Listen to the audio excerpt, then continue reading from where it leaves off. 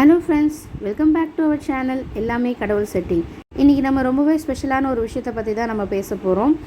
நீங்கள் இந்த கோயிலுக்கு போனீங்கன்னா மறக்காமல் இந்த ஒரு பொருளை வாங்காத வராதிங்க. ஏன்னா இதில் அவ்வளோ விசேஷங்கள் நிறைஞ்சிருக்கு. ஒவ்வொரு கோவிலுக்கும் ஒரு விசேஷம் இருக்குது. இப்போ பார்த்திங்கன்னா பழனியில் பஞ்சாமிர்தம் ஃபேமஸ், திருப்பதியில் லட்டு, அந்த மாதிரி பார்த்திங்கன்னா இந்த திருச்செந்தூர் செந்தில் ஆண்டவன் கோயிலில், நப்பன் கோவிலில் பார்த்திங்கன்னா பன்னீர் இலை விபூதி அவ்வளோ விசேஷமாக இருக்குது.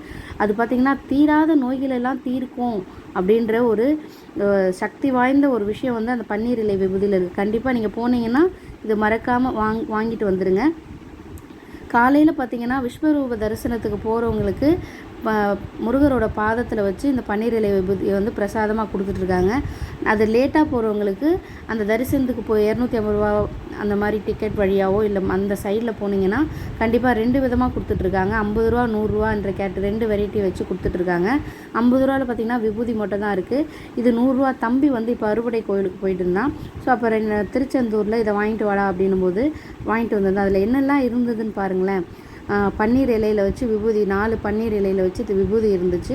அடுத்தது பார்த்தா அரகஜா பாட்டில் இருந்து. அரகஜா அப்படின்றது ரொம்ப சக்தி வாய்ந்த ஒரு நிறைய மூலிகைகள் அடங்கிய ஒரு மை மாதிரி ஒரு குழன்னு இருக்கும். நல்லா வாசனை பார்த்திங்கன்னா அவ்வளோ அருமையாக இருந்தது. ஸோ அந்த அரகஜா பாட்டில் ஒன்று இருந்தது.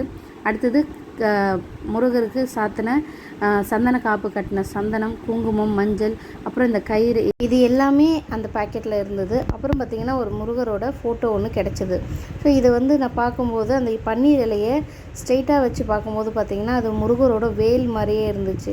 என் பெருமான் அப்பன் பார்த்திங்கன்னா இரு பக்கத்தில் இருக்க 12 கைகளால் பக்தர்களுக்கு அருள்பாலிக்கிறது போல் இந்த பன்னீர் இலை விபூதியில் பார்த்திங்கன்னா பன்னீர் இலையில் 12 நரம்புகள் இருக்குது.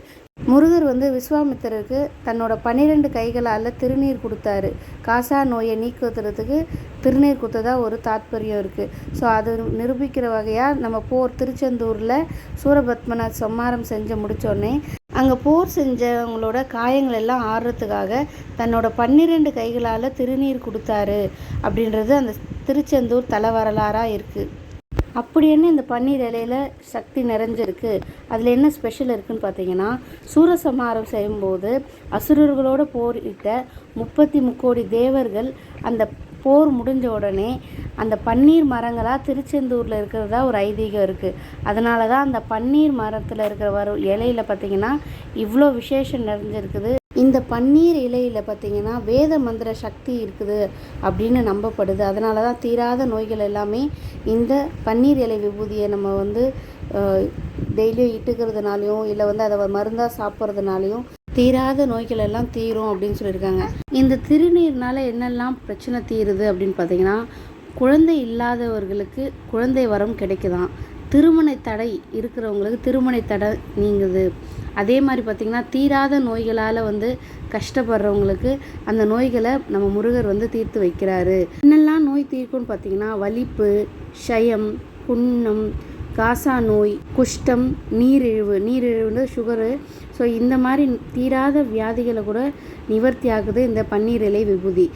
இனிமேல் நீங்கள் வந்து திருச்செந்தூர் போனீங்க அப்படின்னா மறக்காமல் இந்த விபூதியை வாங்கிட்டு வந்துட்டு அந்த விபூதியை எடுத்து முருகரே வந்து நமக்கு நம்மளை பிரச்சனையெல்லாம் தீர்க்கணும் அப்படின்னு சொல்லிட்டு ஆறுமுகம் அருளிடும் அனுதினமும் ஏறுமுகம் அப்படின்னு சொல்லிட்டு நீங்கள் வந்து அந்த விபூதியை வந்து உங்கள் நெற்றியில் இட்டுக்கோங்க. அதை மருந்தாக வந்து நீங்கள் சாப்பிட்டீங்கன்னா கண்டிப்பாக உங்களுக்கு எந்த பிரச்சனை இருந்தாலுமே முருகர் வந்து அதை நிவர்த்தி செய்வார். முருகரே நமக்கு காவல் தெய்வமாக இருக்கணும், நம்மளோட பிரச்சனைகள்லாம் தீர்க்கணும் அப்படின்னும் போது வந்த வினையும் வருகின்ற வல்வினையும் கந்தன் என்று சொன்னால் கலங்குமே செந்தில் நகர் சேவகா அப்படின்னு சொல்லிட்டு விபூதியை எடுத்து இட்டுக்கிட்டிங்கன்னா கண்டிப்பாக முருகர் எல்லா பிரச்சனையுமே தீர்ப்பார். உங்கள் முழு மனசோட நம்பிக்கை மட்டும்தான். நம்பிக்கை இருந்ததுன்னா கண்டிப்பாக இந்த விஷயம் எல்லாமே நமக்கு சாத்தியமாகும். எத்தனையோ பேருக்கு இந்த விபூதினால் பல நன்மைகள் வந்து நம்ம முருகர் வந்து கொடுத்துருக்கிறாரு. உங்களுக்கு இந்த பிரச்சனை இருக்குது அப்படின்னும் போது கண்டிப்பாக முழு நம்பிக்கையோட அந்த விபூதியை எடுத்து நீங்கள் அந்த இடத்துக்கு போனீங்க அப்படின்னா கண்டிப்பாக அந்த விபூதியை யூஸ் பண்ணி பாருங்கள். கண்டிப்பாக இந்த விஷயம் நிறைய பேருக்கு வந்து யூஸ்ஃபுல்லாக இருக்கும். நிறைய தீராத நோய்கள் எல்லாம் தீரும். முக்கியமாக இந்த குழந்தை வரம் வேணும்னு நினைக்கிறவங்க இந்த விபூதியை பிரசாத மருந்தாக எடுத்து நீங்கள் சாப்பிட்டீங்கன்னா கண்டிப்பாக உங்களுக்கு வந்து அந்த வரம் வந்து கடவுளே சீக்கிரம் வந்து அந்த முருகப்பெருமான் தரணும். நானும் வந்து அந்த முருகர்கிட்ட வேண்டிக்கிறேன். உங்களுக்கு என்ன மாதிரி வர வேணும்னாலும் கண்டிப்பாக முருகர்கிட்ட போயிட்டு நீ தான் கொடுக்கணும், கொடுத்தே ஆகணும், உன்னை விட்டால் யார்கிட்டையும் நான் கேட்க முடியாது, போக முடியாது, உன்னை விட்டு போகவும் மாட்டேன், நீ தான்ப்பா எனக்கு தரணும்னு சொல்லிட்டு நீங்கள் முழு நம்பிக்கையோடு கேட்டிங்கன்னா கண்டிப்பாக நம்ம முருகர் வந்து நமக்கு வந்து கொடுப்பாரு. கண்டிப்பாக இந்த வீடியோ உங்களுக்கு யூஸ்ஃபுல்லாக இருக்கும்னு நினைக்கிறேன். இந்த வீடியோ உங்களுக்கு பிடிச்சிருந்ததுன்னா மறக்காமல் நம்ம சேனலை சப்ஸ்கிரைப் பண்ணிக்கோங்க. பக்கத்தில் இருக்க பெல் ஐக்கானும் கிளிக் பண்ணிக்கோங்க. அப்போ தான் நான் போடுற வீடியோஸ் உங்களுக்கு ஒன்று நோட்டிஃபிகேஷனில் வரும். தொடர்ந்து நம்ம சேனலை சப்போர்ட் பண்ணிகிட்டே இருங்க. நம்ம சேனலை சப்ஸ்கிரைப் பண்ணவங்க எல்லாருக்குமே ரொம்ப நன்றி.